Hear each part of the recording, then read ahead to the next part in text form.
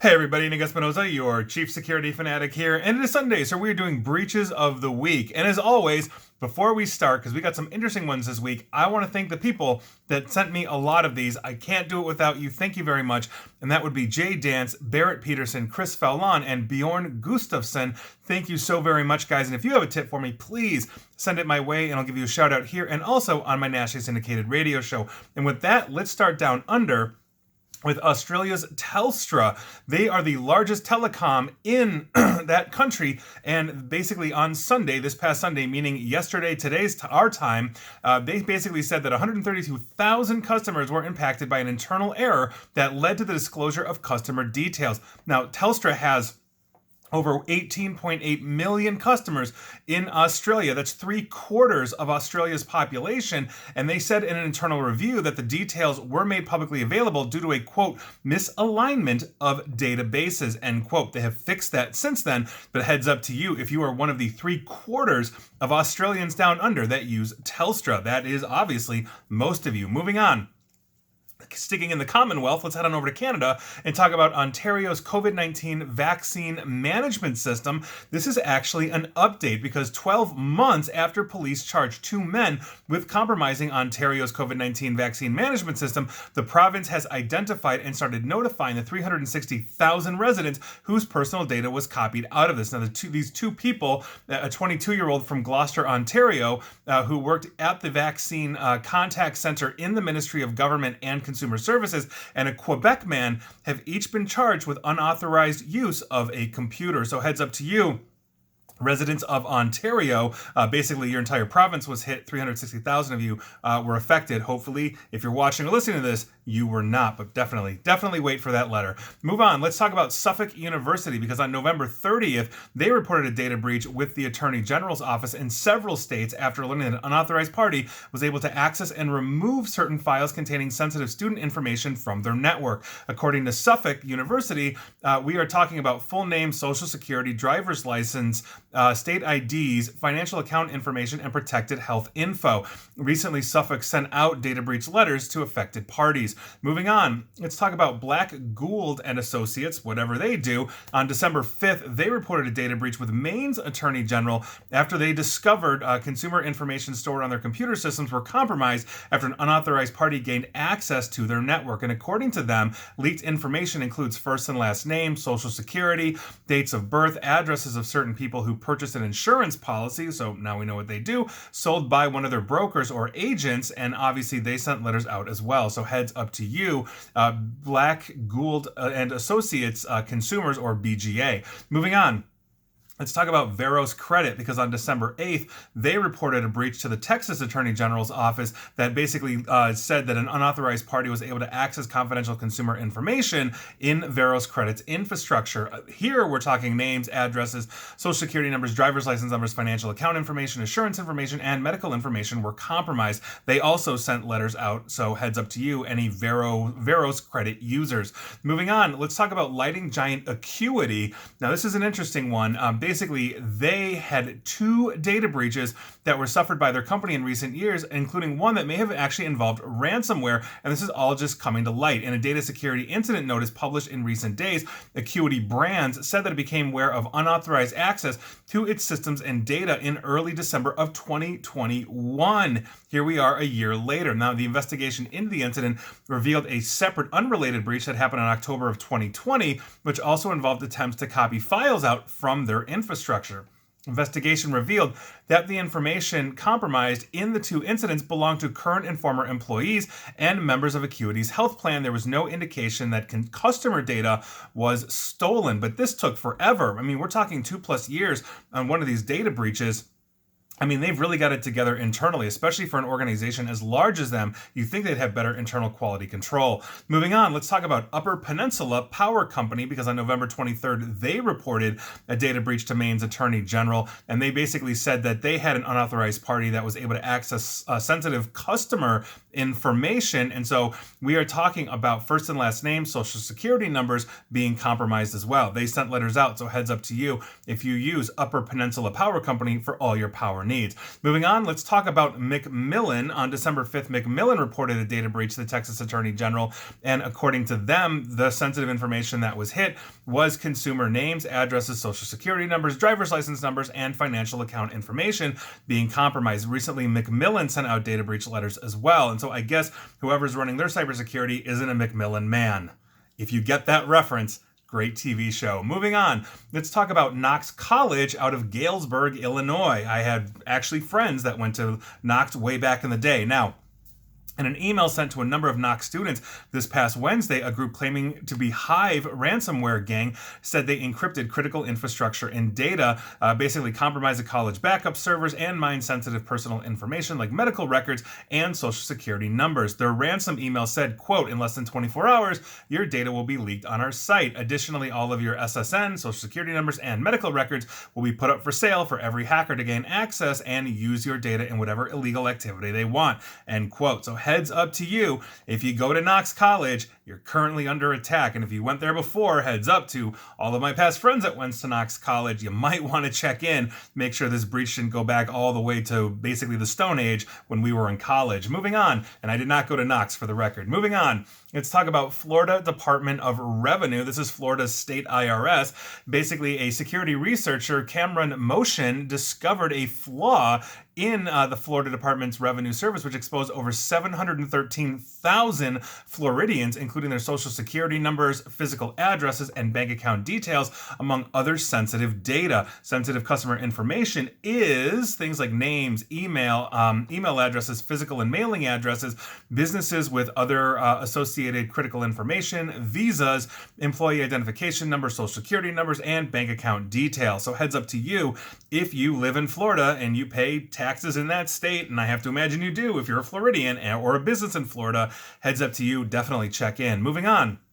Let's head on over to Paris and talk about the Andre Mignot, I hope I'm pronouncing that correctly, I apologize if I'm not, the Andre Mignot Teaching Hospital. They had to shut down their systems basically due to a ransomware attack that hit phones and computers that happened Saturday morning, and currently the hospital is only accepting walk-ins and consultations and basically had to partially cancel their operations. It was also forced to transfer 6 patients from its neonatal and intensive care units to other healthcare facilities around Paris, and that's according to France's Minister of Health and Prevention, Francois Braun. So this obviously is a huge problem. I'm never ever a fan of anybody getting hit, but especially hospitals, because people can die. So hopefully the Andre Mignot hospital in Paris will get their act together, get it fixed up, and I hope everybody in Paris that needs healthcare is safe and avoiding them at the moment. Moving on.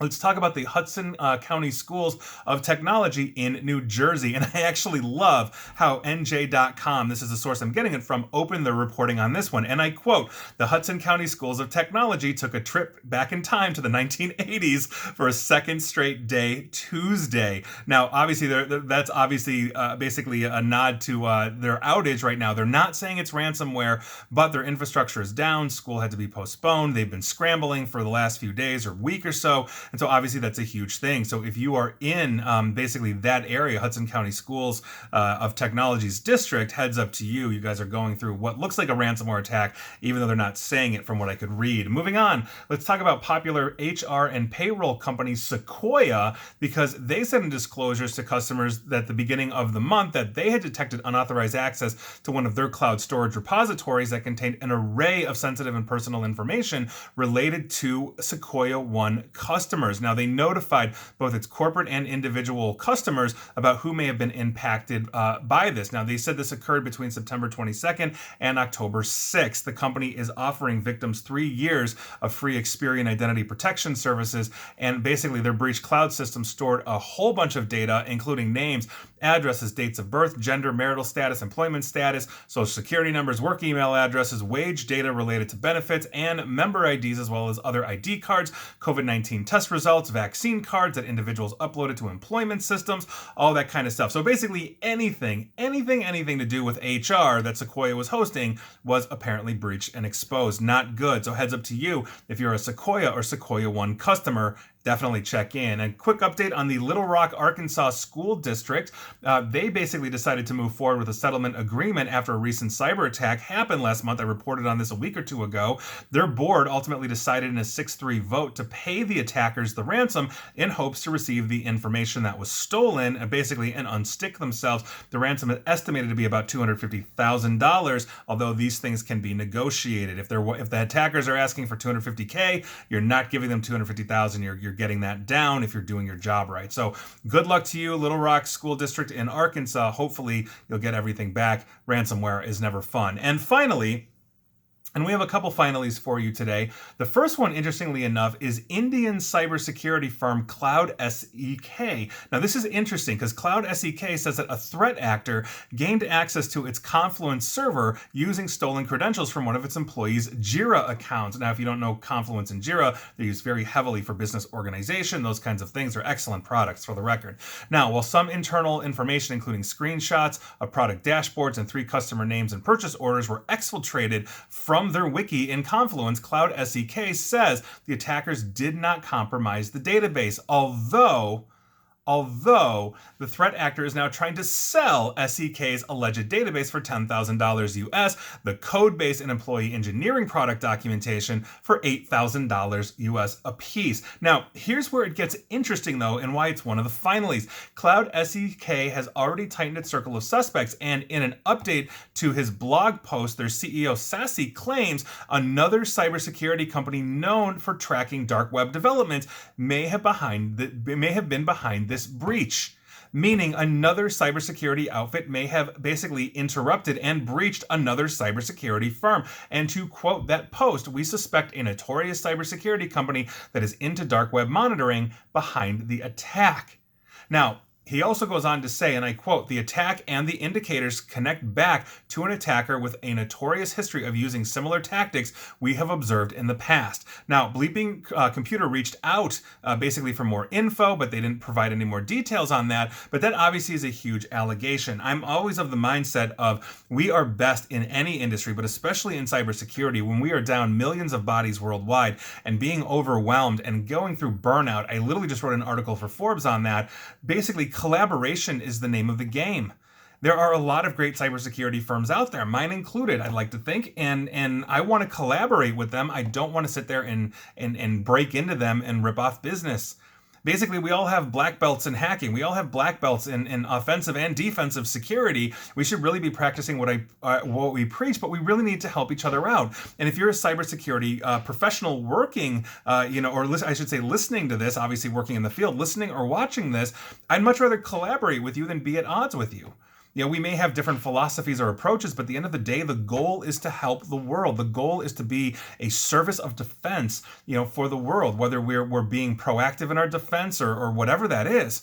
Red team, blue team, you take your pick, but we're all in this together. And so that's not cool. If Cloud SEK really was hit by a third party, and that happens to be a legit cybersecurity firm, not some government intelligence cutout, that's deeply, deeply concerning for our industry. And I think we need to take notice of that and shun that wherever we see that. It's bad enough we've got criminal attackers. It's even worse if we're turning on ourselves. We don't have that luxury right now. These data breaches get crazier and crazier every single week because I report on them, and here you are. So that's obviously nuts. And finally, and this is our last finally for the week, we're going to be talking about multiple restaurants in the city of Cincinnati, Ohio. And this is an interesting one because I really think it underscores a few critical things that a lot of people don't think about as they are planning cyber defense. And we'll talk about that in a second. But here's what's going on. Multiple restaurants in Cincinnati have been fighting cyber attacks, basically who have stolen thousands of dollars and damaged their reputations and shut down their social media sites. So, for example, there's a restaurant in Cincinnati apparently called Arnold's. I do not know restaurants in Cincinnati, so if you're in Cincinnati, you might know Arnold's, but their owner, Chris Bredeen, said that basically these thieves hacked into one of their social media accounts and then got into their Facebook site. Once there, they were able to tap into the bank accounts that were associated or linked to the Facebook account of Arnold's. They bought ads, basically turning money from bank accounts into Facebook advertising currency to be used in other countries, and then to ensure Arnold's couldn't get back into their social media accounts, basically the attackers posted what is called severely inappropriate material that got Arnold's account banned for life. And to talk about this, Mr. Bradeen, and I quote, "I'm like super banned. I couldn't be more banned since they posted explicit material. It triggers an auto ban. So that auto ban hit me. Then it blocked me from getting to my business page. Then it blocked my personal Instagram and Arnold's business into Instagram. So we've been completely shut out of all social media." Now, on top of Arnold's, Crown Restaurant Group, who apparently has restaurants around Cincinnati or in Cincinnati, reported similar attacks on 4 of their restaurants. Other restaurants were apparently hit, but the article did not disclose them by name. And I think overall, this really underscores just how important it is to calculate reputational risk in any equation for cyber defense strategies. This is one of the things that I talk about when I'm talking to clients about these things. Is the first thing that we do in cybersecurity is not talk about the firewalls and threat detection systems. We talk about risk. If you cannot quantify what something like this is in your life, then how do you know you're properly defending it? How do you know you're taking those proper steps through the entire chain of custody for anything that you're doing to make sure that it is secure from end to end? Quantify and calculate your risk.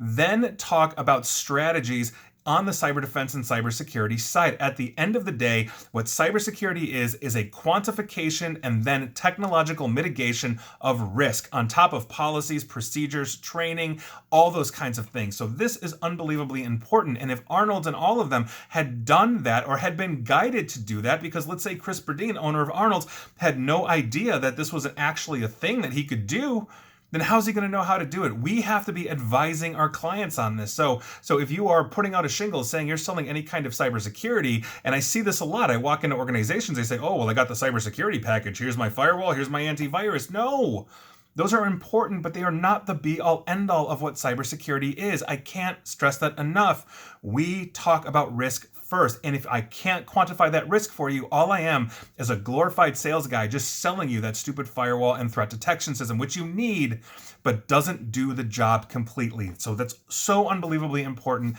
Those are your news. That's your news, I should say, in breaches of the day. I hope all of those restaurants in Cincinnati are able to get back in. And if anybody at Facebook or Instagram or social media, anybody is watching or listening to this, reach out to Arnold's, because obviously they didn't mean to do this. They're not the ones posting explicit material. They should be able to get back in and unscrew themselves and basically get help hardening themselves down. So there you go. Hopefully everybody's back on their feet. Those were your breaches of the week. Were you affected? Let me know. And please like, share, follow me here on Facebook and Twitter at NickAESP. And please feel free to subscribe to me at YouTube as well. And as always, stay safe, stay online, and please attempt to stay private. Thanks, everybody.